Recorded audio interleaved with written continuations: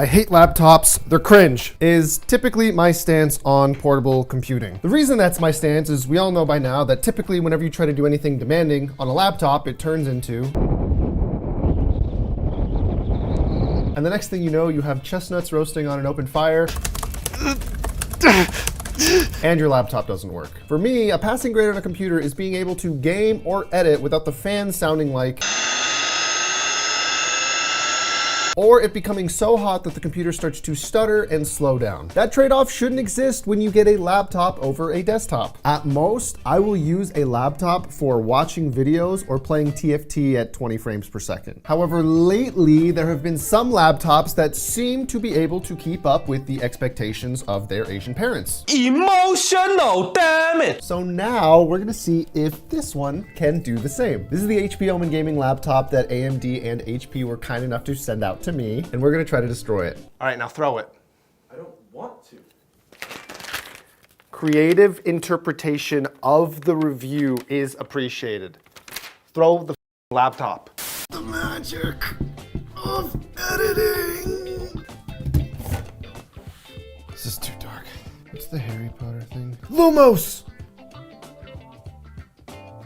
It's as bright as it gets. A few cool features this laptop has to offer is their new hinge design, tasteful RGB keyboard. The trackpad is also larger and easier to operate for those of you with big fingies. The system also comes with AMD Smart Shift and AMD Smart Access Memory, which helps optimize your system so it performs well under load. Their cooling system, which we'll put to the test here in a minute, is the Omen Tempest thermal solution, and it helps keep the laptop cool while it's under load as well. On top of that, you can also customize the Omen 16 with the Omen Gaming Hub software. Now that we have the laptop in front of us, the first thing we're going to judge is the exterior. Now, when I look at the outside of this, I'm immediately pleased.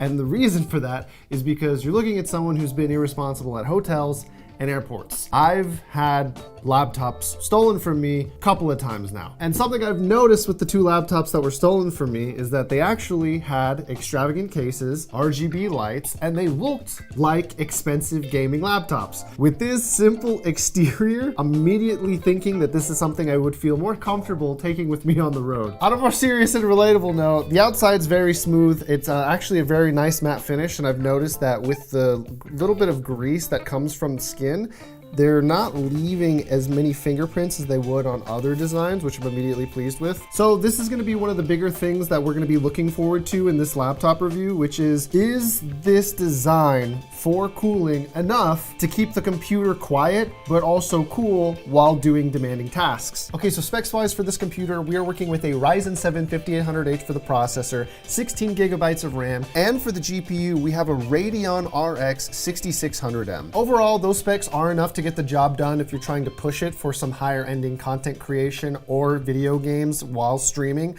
However, I will say I have two concerns. Number one, is the RX 6600M going to be enough if, say, I wanted to play an FPS at a somewhat competitive frame rate? We're talking anywhere from 100 to 140. And then number two, 16 gigabytes of RAM is not the worst thing in the world. To be honest, a couple years ago, it was like the sweet spot, the perfect standard. But as we progress farther throughout time, God, it's 2022. I'm getting so old. We hope to see people who are trying to produce content or game at a higher end level to be using 32. Don't get me wrong, 16 gigabytes is enough. I've used 16 gigabytes for a majority of my content creation career to make anything that I needed. It's just nowadays, I would prefer 32. But you're also talking to someone who uses Chrome and keeps 100 tabs open at all times. I'm curious, how much is a laptop like this?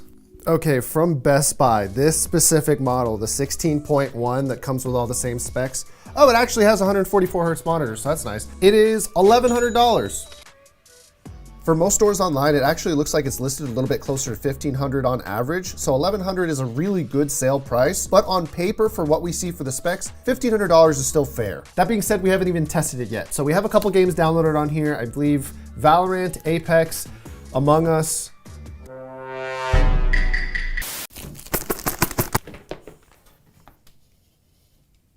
All right, I'm pretty sure everyone here remembers how cracked of a gamer I am.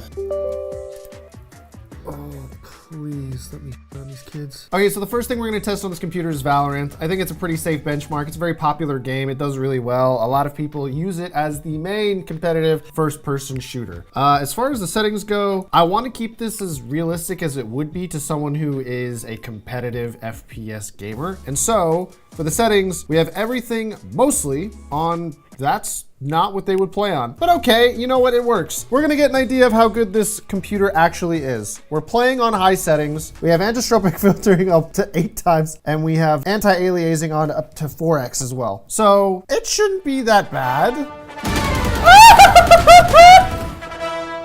I'm cracked.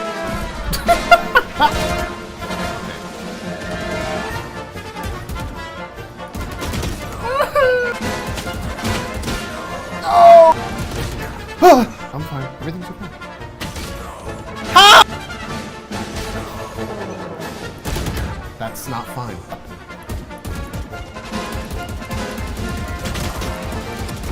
Woo! No! Just be better. How are you that good? It's fine.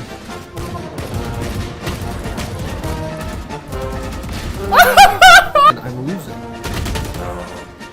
This guy's crouching in a corner to death. Oh my, I actually forgot that I was doing this review for a little bit there. The frames were smooth. 144 hertz, the frame rate felt higher than I have sweat on the lap. Just sweating in a death match, Jesus. Okay, surprisingly, the average FPS for Valorant on high settings at 1080p was 156. Is that right? Laptops are not normally.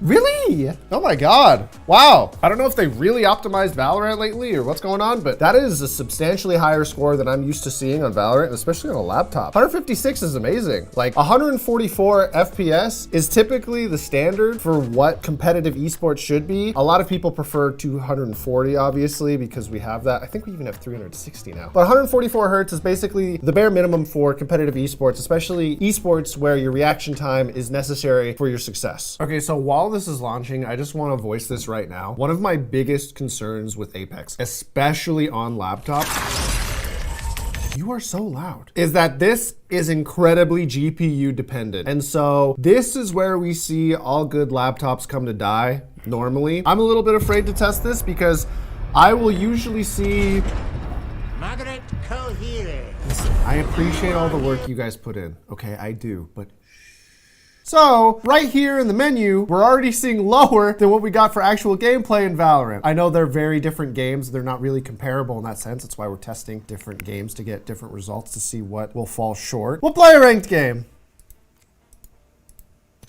Am I allowed? Am I allowed? Apex, can I do that? Thank you. Okay. Already stuttering, queuing up for a game. Oh my God. What settings are we on? Like, this actually looks surprisingly nice. Is a very high. We're on high settings! Wait, we're on high settings. And the game isn't lagging. Did they only give me a 6600? This seems so much stronger. I'm not stuttering playing Apex on high settings on a laptop. Okay, 2 snipers.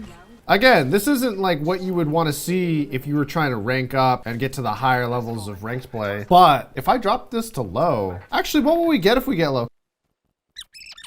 Well, medium-ish low. Medium-ish low. We're getting like 10 FPS higher. Okay. I want to see what happens when we get into an actual fight because there's no way I'm getting performance like this. Ooh, what is that? Oh, don't. Actually, now that I think about it. Ah, there it is. Okay, the computer's a little loud. I'm actually gonna take a second here. Where's my phone? Let me get a decibel test on this thing. Ooh. Oh my God, my teammates are so nice. All right, how loud is this? I don't know if you can see that, but we're looking at high 60s, low 70s, which for me, it's really not ideal. Again, laptop standards. As far as performance goes, amazing. Well, kind of like I was talking about earlier, where it gets really hot, and if you have this thing on your lap, next thing you know, it's not what you want ideally. The last laptop review we did, we were looking at around 10 decibels lower, which was really nice. If we're getting high 50s, low 60s, that is really, really good. So it wasn't a perfectly accurate test because I did change the settings midway through the benchmark. However, between high, low, medium, to see anywhere from 90 to 100 FPS, especially during actual fights with gunplay and other players on screen, that to me is enough. Performance-wise, that is definitely enough. Anyways, moving on to Unigine Heaven. I'm really surprised. I'm like expecting this thing at some point to like take off the mask. Show me your true colors. Show me that you're a laptop. But so far, the performance has been great. Last test we're gonna do is Furmark 3D. This is the Eye of Sauron, where all good graphics cards come to fry. See what I did there? We're gonna test this thing at 1080p because I don't think you're gonna be gaming any higher than that. We should be good. I always love this little caution. Furmark is a very GPU intensive application and you may experience some instability or system shutdown. Oh, that's great. I am going to leave this computer like this for 30 minutes and then I will come back and we'll see, number one, is the computer still on? Two, what are the FPS at? Because right now we're looking at 104, 105. And what's the temperature at? Because right now we're at 69 degrees. Oh, okay. I'll just come back in 30 minutes. This thing is hot.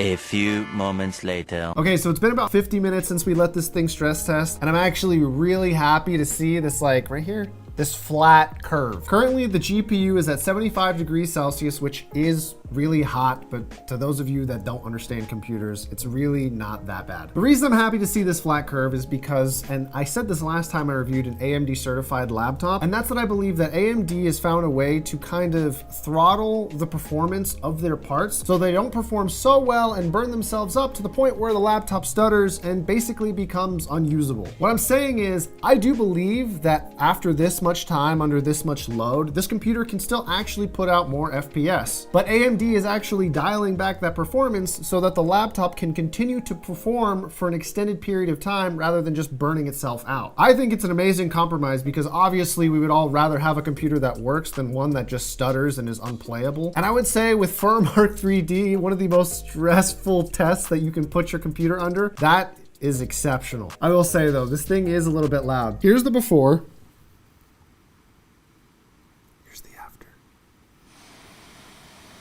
Which is interesting to me because that just goes to show that there was a lot of thought that was actually put into this cooling design, which helps limit the sound that this laptop will emit when it's under load. I will say some closing remarks before we're done reviewing this laptop. I'm actually pleasantly surprised with this thing. I say that not just because I'm being paid to review this, but for one major reason. If you were to take a look at the PC market right now, it is kind of a disaster. If you were to tell me this computer was $2,000 after I reviewed it, I would have been like, I get it, you gotta pay more for the portability. That's about the same you would pay for a computer that would perform quite a bit better. Getting a graphics card alone for a system that gets the performance that this laptop was able to get costs more than half that price. It's the reality of the world we live in, which is unfortunate because I don't like spending a lot of money when I wanna get computer parts. However, it does just shine a brighter light on this laptop because this thing is actually worth the money. The last thing I'll go to talk about before we're done with the review. Number one, if we take a look at the side of the computer, I forgot to mention two big things that this computer has. Number one, an Ethernet port, and number two, an SD card reader. It's nice to see that the HP Omen gaming laptop 16.1 didn't forget that. Anyways, all of that being said, overall, I would give this laptop an 8.5 out of 10. Price is good, the performance is solid. It is a little bit loud when it's under load, but it's not to the point where you really feel like you need to leave like a parent with a crying baby in a movie theater. The only final thought I have at this point is Omen and HP, thank you so much for helping sponsor my girlfriend's next birthday gift. I hope you guys found this video creative, entertaining, or informative in any way, shape, or form. And as always, have a good day. And yes, in case you're wondering, I did buy a house. Thank you guys so much for watching the videos.